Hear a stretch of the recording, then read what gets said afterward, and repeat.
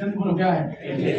इसके पीछे ठीक ये है, इसके ठीक पीछे ये है, इसके ठीक पीछे वो है, और ये हो गया, सबको पीछे छुपा दिया। This is called eclipse form. बोलो क्या है?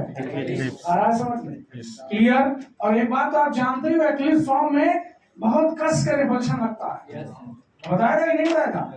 इसके बीच में लगता है ये कौन सा स्ट्रेन हो गया? स्टील। और इसके बीच में, क्या बात, बहुत बढ़िया बात।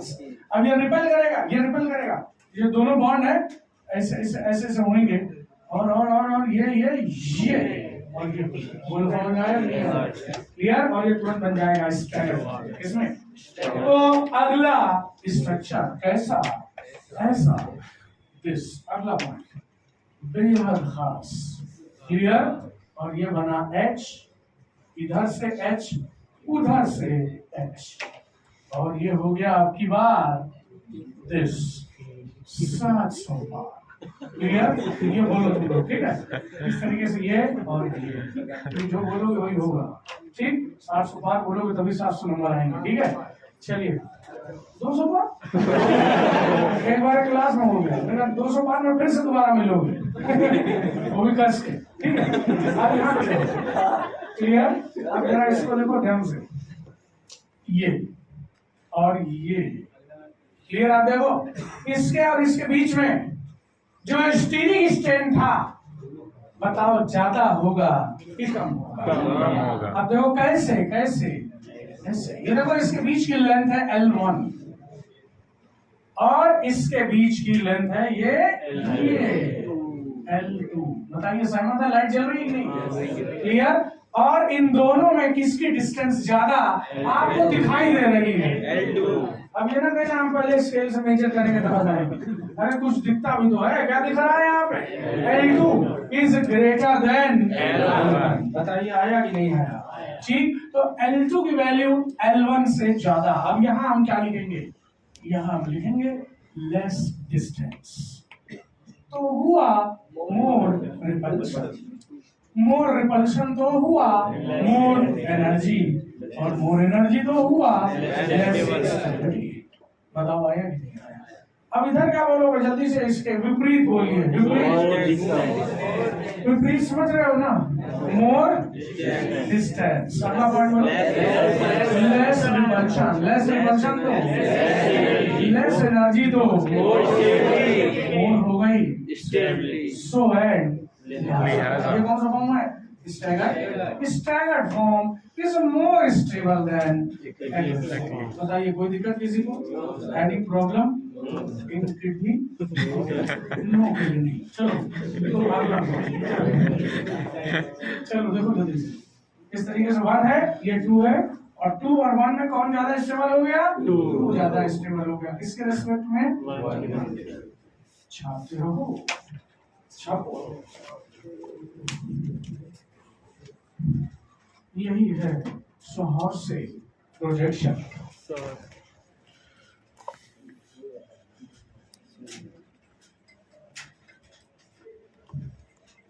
ये डायग्राम सब कुछ बता रहा है, अब इसमें कुछ लिखना ही नहीं।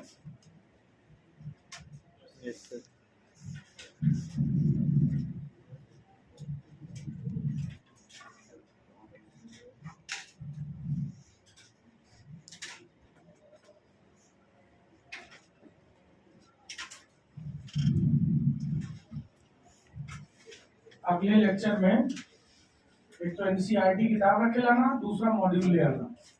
ये खत्म हो जाएगा चैप्टर जब अगले लेक्चर में, तो उसके बाद जो है लगातार उसके सवाल भी करा दिए जाएंगे।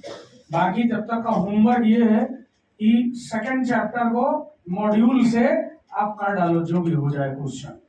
न्यूमैन को छोड़कर सब हो जाएगा। अभी न्यूमैन भी शुरू करना है थोड़ी देर में।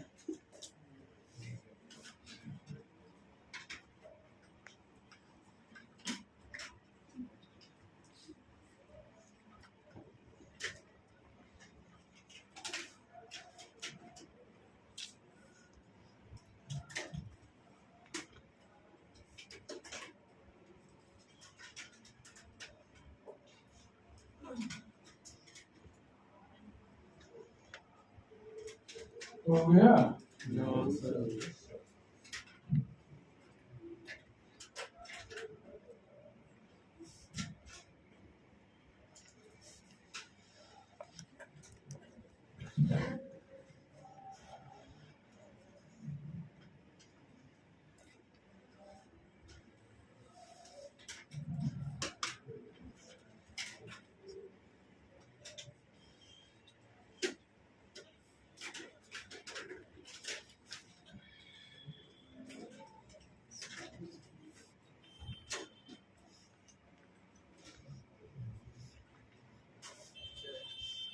जो ऊपर वाला एक्स क्लिप में उसके बीच में पर्सन तो एक नीचे चला गया, एक फिर वो नीचे वाला जो वो दूसरे सिस्टम में, उसका सीधे संपर्क नहीं है उससे।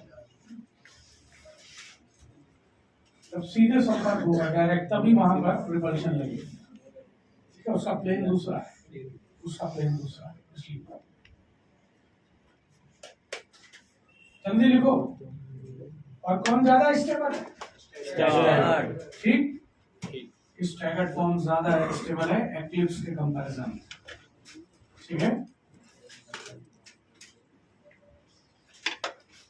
चलिए आगे। अगली हेडिंग लिखो, Newman's projection.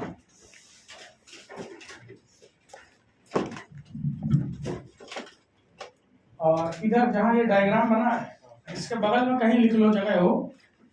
Ethane forms only two conformations, ethane forms only two conformations, only two projections लिख लीजिएगा, प्रोजेक्शंस। दो ही तो बने हैं, तो ऐसे ही पता चल रहा है। चलिए अगली heading, Newman's projection. Newman's projection, Newman's projection लिखिएगा। पहला